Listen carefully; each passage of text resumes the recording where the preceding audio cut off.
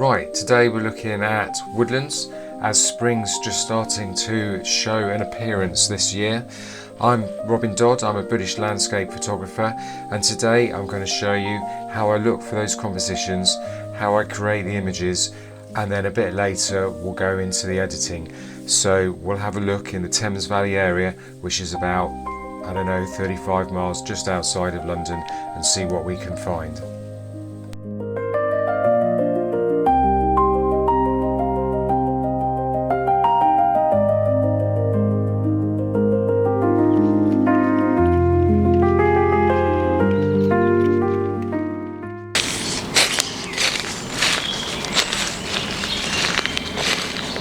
A little bit of spring coming through, we've just got these really nice little shoots, green shoots coming through, but I thought it contrasted really nicely against this this beech tree. And then we've got a little bit of fog with the forest receding a little bit in the background, so that's quite cool. So the idea is to contrast that against that. I put a polarizer on because there's a little bit of reflection off the dead leaves low down here, so I don't want to distract because this is the main part of the image. I don't know whether it'll work because these are actually really very small. Will someone see that, notice that is the point in the image? I don't know, but you just give it a go. Yeah, so settings wise, I've got this on f13 because I tried f11, but the trunk blurred out too much because this is the gap between. You want this pin sharp, but the rest of it doesn't matter. So I reduced the shutter down to f13 just to make it that little bit sharper.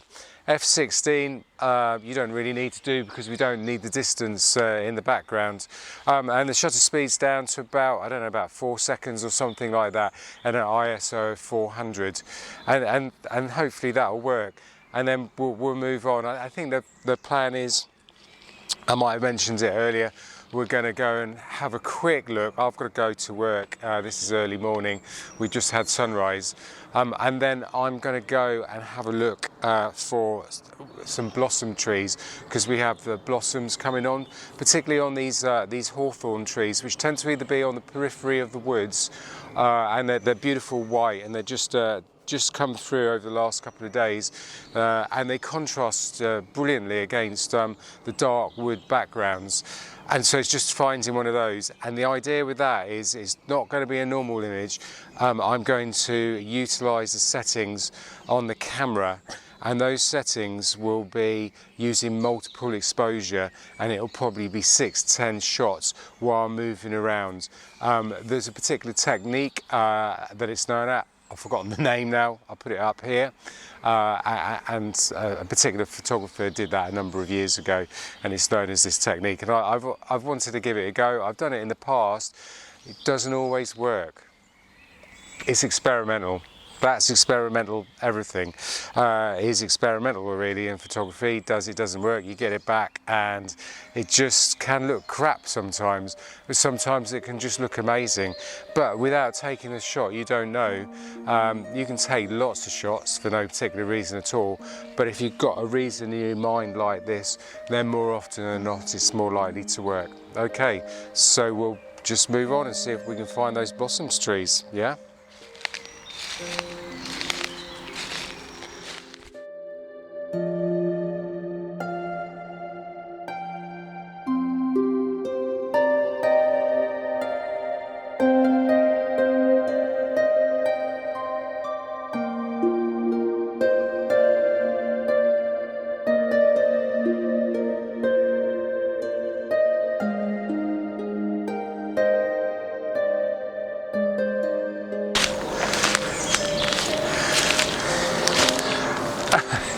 Okay, this is quite a good little scene. I really like this this tree here, beech again. Just like the texture and the moss on here. It's got almost like little circles on it. In itself, the image didn't really probably work that well, but there's the path along here, so that's giving a leading line going into the mist, and we've got pine trees much further in the distance, and that's a dark forest, so I'll make it blacker, and then it gives it a good background. And then coming down from above, that's the light source, so we'll remember that when we go back to do the edit. And I probably might show you how to edit this one actually. So the light's coming in from this side, it's lighter up here, and then we've got the path coming along here. Now I've got it f16. I've actually done another shot at about f10 just for sharpness in the foreground, but it can just be one shot f16. Can't remember what the shutter speed, it's a couple of seconds, and ISO 400, just so that there's nothing moving around, although there's not much wind here, so the shutter speeds is okay. Now we've got the path going along here. Now the interesting point about this is I've put the polarizer on. The polarizer actually doesn't really make much difference at this time of the morning. Maybe in half an hour it might. But it does make a difference to this path, and the question is in your mind, what do you want this path to do? Now I think the polarizer is full on now, and the path is relatively dark. If we turn the polarizer slightly, that path will lighten up as the sheen from these leaves reflects, because the polarizer gets rid of that reflection. Now I'm going to come over and just turn it ever so slightly, and you can see the difference that it will make to the image, because it's going to lead your eye along the path if it's lighter. If it's too bright, it will distract. If it's too dark, it just won't look quite right. So we don't use the polarizer to its full extent. Round about the halfway mark here, just look in the back of the camera and decide if it's working. I'll come and show you.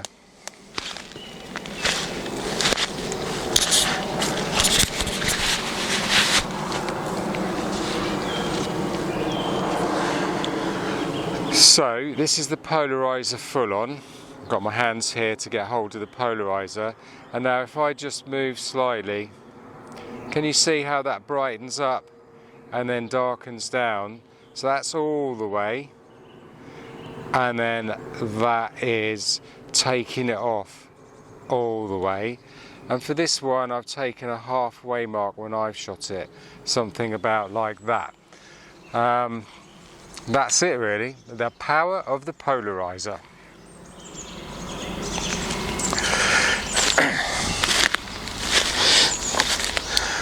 I suppose the last thing to mention is you probably heard the planes flying over. We're only about 35 miles as the crow flies. We're in ancient woodland here in the Thames Valley region, but to actually get into London we're really quite close. And I have explained this before on previous videos, why such amazing woods are so close to central London, and they stretch for miles and miles. It's a little bit of a hidden secret out here, and I've got to go to work in a bit, and you know, you can get out first thing and then make your way to work if needs be, if the sun gets up early enough. Right.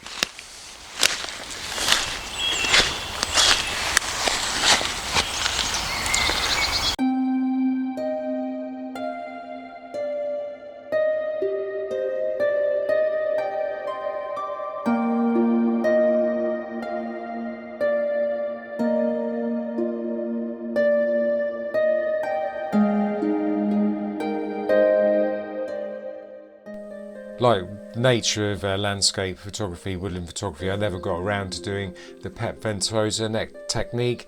I just got stuck in the woodlands with the beautiful mist, and it just hung around. So we then did this image here, which we'll go and edit. Right, for those of you who might be interested, I'm going to show you how I edit my images in the next part of this video.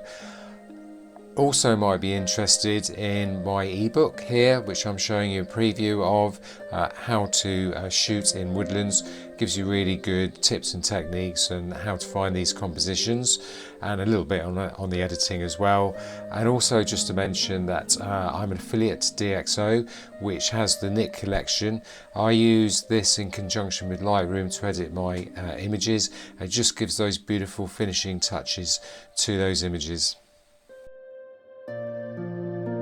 Okay, so we're in Lightroom and I'm just going to show you how I go about editing my images. I'm going to try and do it quite quickly for you. So hold on to the seat of your pants. This is going to be the whirlwind tour. Right, these two images here. The one on the right hand side, that's the finished version. The one on the left hand side is much darker. The reason for that, and that's the original, is that, and you can go back and have a look at the video if you want, and it will look much more like the one on the right hand side. When I take pictures in RAW, they tend to be much duller, but that way I know that I can get the full dynamic range and, within the image. So it basically means that the highlights and the darks aren't blown out or blocked up.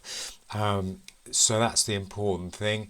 And then what happens in editing, we bring all that back to what it would have been, and with your own slant and your own artistic view of how you want that image to look, and that's what photography is about. It's up to you what you want to do with the image and how far you want to take it.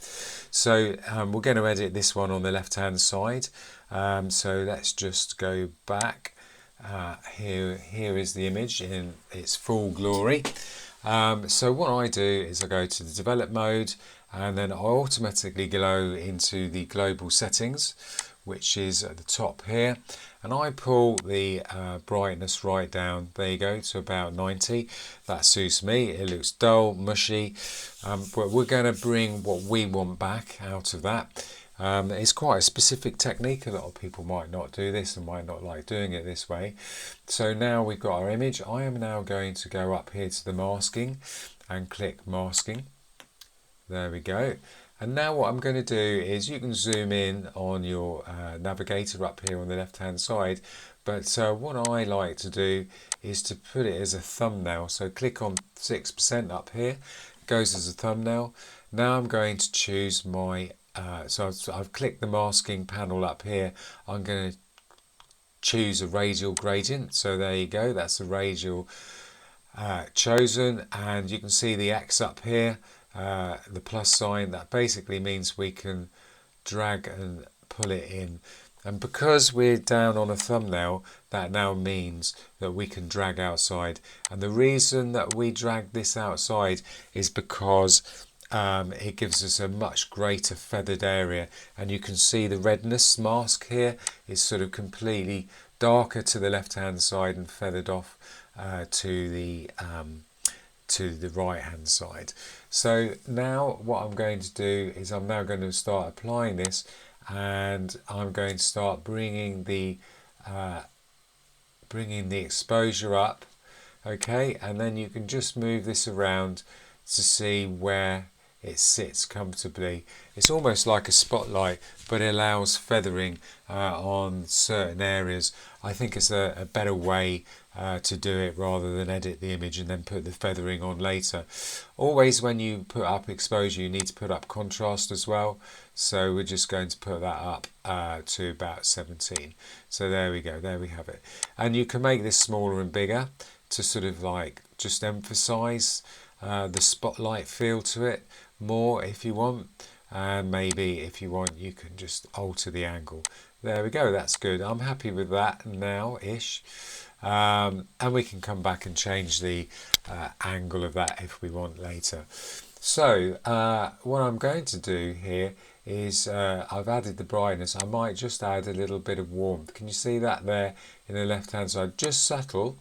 And that's affecting predominantly the whole of the image. So this area here in the left, I want that to be even warmer, and I'm going to affect that later. And I'm going to do that by using the DxO Nik Collection, which I'll show you. And you can also, looking at this, maybe it might need the shadows brought up a bit, and you can just pull them up there. And I just might bring that brightness up a bit more. There we go. That's better. If I click here, you can see the histogram up on the top right hand side.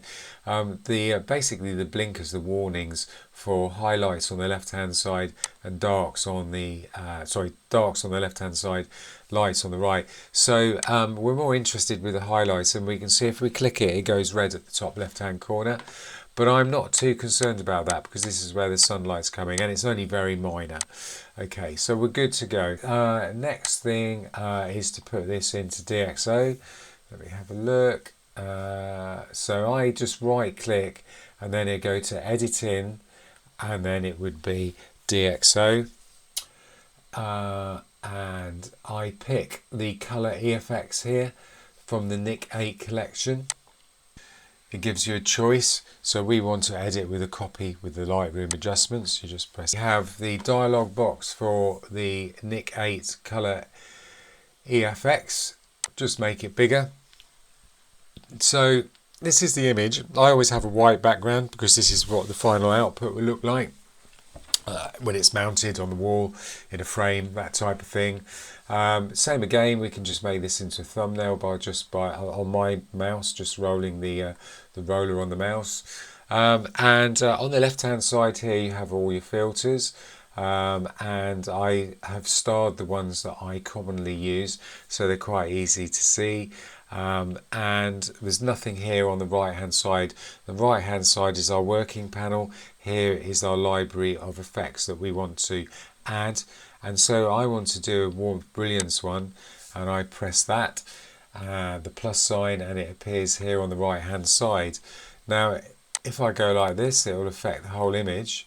Okay, I don't want to do that. What I want to do is I want to affect just this area here. So if you look down here on the bottom left hand side, bottom right hand side, in my filter, you can see there are some tools, and there's a gradient tool, and there's a control point tool, and other ones. This is the control point one I use more often than not, so I'm going to click on that. Just click it once and then come over here, and you can see it's loaded with this X. You click top left hand side, and same again with Lightroom, I can just expand and contract it, and because I'm in a more thumbnail sort of view, I can go out of the image, which for some people might be a bit counterintuitive, and I want to cover a bit of the tree. It doesn't really matter that much. There we go. And this, just the bigger it goes, the more feathered it's all going to be. So if I now click to see the mask on the right here, you can show, it says show hide mask for local adjustments. Click that, and this shows what the mask is affecting. And the algorithm for the Nik collection is like a smart thing, and so it just picks out the areas that it thinks you're interested in. If you move it around, you can see that it will affect other areas. It's not affecting the sky there, so I want it to affect the sky. I can add masks on here, so I could go Alt and click, and that creates a second mask that I can add as well. I'm not going to do that at the moment, so I'm going to delete that second one that I made. So basically white reveals and black conceals, so everything is going to be affected just to the white area. Okay, and I'm going to turn that off so we can see the effect, and all we do is we just pull the warmth up, so you can see the glow coming into the left hand side here, and that's essentially the effect being applied. We can change the opacity of that so that it becomes more global as well, down the bottom here. You can see me going backwards and forwards, but we just want to deal with this area here. So that's quite clever if you just want it to bleed in a little bit. and you can fiddle around with the saturation and that type of stuff. Sometimes it substantially changes saturation levels when you do this type of thing, and you might want to alter your saturation, but it's okay as far as I'm concerned. Now if I wanted to apply this a little bit more to certain areas, I could, like I showed you before, I could go Alt and then click and then drag it down, and then you can see the mask is now affecting more areas as I'm moving it around. And so if I go back to the image, you can see here what's happening. And if I turn it off, so these buttons here, fiddle around with this area and you'll understand how it works. You can just turn these filters off individually. So that's turning it on and off, even more of an orangey glow. But I'm happy with just that one that we've got there, so I'm going to leave that off. I could delete that one as well if I wanted, but still leaving this one. And the image is done. There's various bits and pieces you can do, like brighten up this tree, which I'm not going to go into, which I had done in Photoshop. We can create a nice little glow as well, which is probably the last thing that I'm going to show you. So this is Glamour Glow. Give it a little bit of a hazy look. Basically it affects the highlights. I use the autumn method, which I would show you another time, and you can just change that glow, how much it gets affected there. And if you wanted it sharper in the foreground, you could just say, well, I just want the glow to affect. You could just use your local adjustments. I just want the glow to affect that area up there, and then just do it like that, because we know the algorithm is smart and will just affect the areas that it thinks you're looking at. So let's have a look what it thinks that I'm looking at. Yeah, that's it. That's the sort of like that colour area, that's that light area that was coming in that I want to affect. I could add a bit more by just Alt and then creating a new mask, and then maybe you can just keep going like that. Okay. And you can subtract as well. So if you press Alt when you bring it across, you see there's a little minus on the plus there, and now that's subtracting it, and then you can add that on. And it's very good to subtract the foreground, because then that ends up being sharper and the other bit more hazy, and that's your finished product really. And that's it. And just to import it back in, you just press apply and it will import it all back in to your Lightroom, and then you can make your final adjustments in Lightroom. Here we are in Lightroom, and this is the image that we've just edited. And that's it really. You can just add some adjustments if you wanted, just for your final touches, and it's always worth coming back like half an hour later to have a look at these images. We might want to brighten up areas just using the tone curve. And that's really the final image.